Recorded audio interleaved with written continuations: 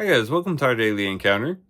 The book of Ezekiel was written during a time in which the people of Jerusalem, many of the people of Jerusalem, had been led away captive into Babylon. And Ezekiel is among this group. And at the beginning of the book, we see a vision that Ezekiel receives, a very bizarre vision. And this vision shows that the things that were happening on earth were not disconnected from the things of heaven. As you see the wheels at the bottom of this vision, and then on top of that you have the living creatures, and then above that you have the expanse, and above that you have the divine glory.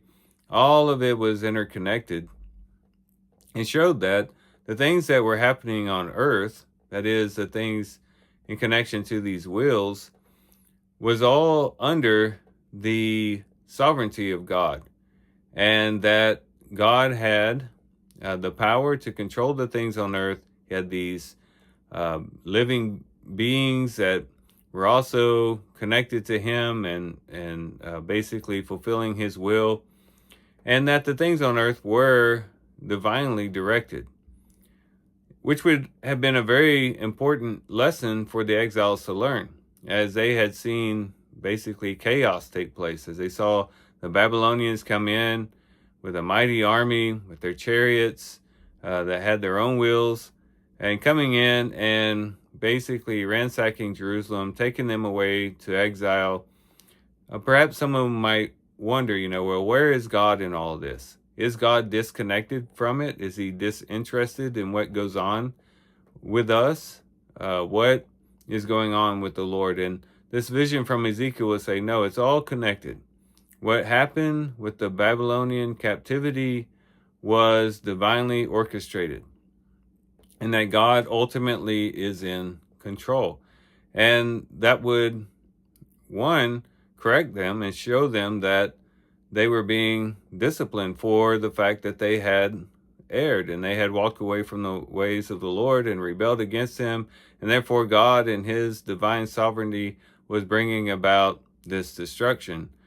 But at the same time, it should bring them comfort to know that the same God that could take them into Babylonian captivity could also, by that same power, take them out of Babylonian captivity, and in some sense would give them comfort.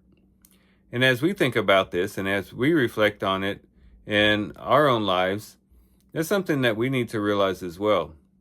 Maybe sometimes, even though theologically we wouldn't say this, and maybe not consciously we would think this, but perhaps in the back of our minds we might live life as though God is far away and disconnected from our lives.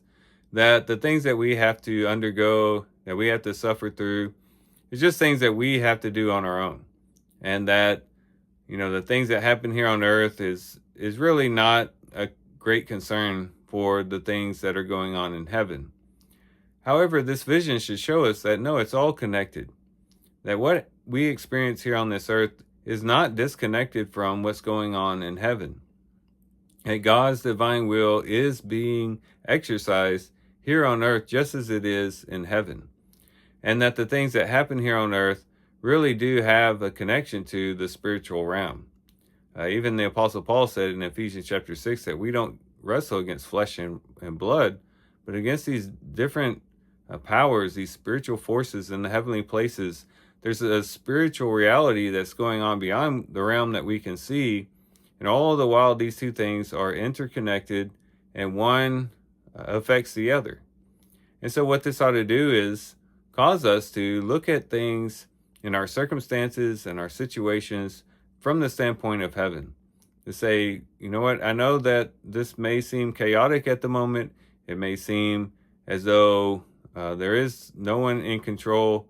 However, I know that God is in control ultimately, and that whatever happens in my life is under the watchful eye of my Father in heaven. And when we can recognize that, it helps us to then be able to process what we're going through and to look at it from the context of a larger vision than just what we're dealing with in the present moment. And so perhaps this vision in Ezekiel chapter 1 will help us to broaden our view and to expand our vision to include things not only here on earth and our circumstances and the things right in front of our faces, but also the things that go beyond this realm, and to see just how interconnected they are.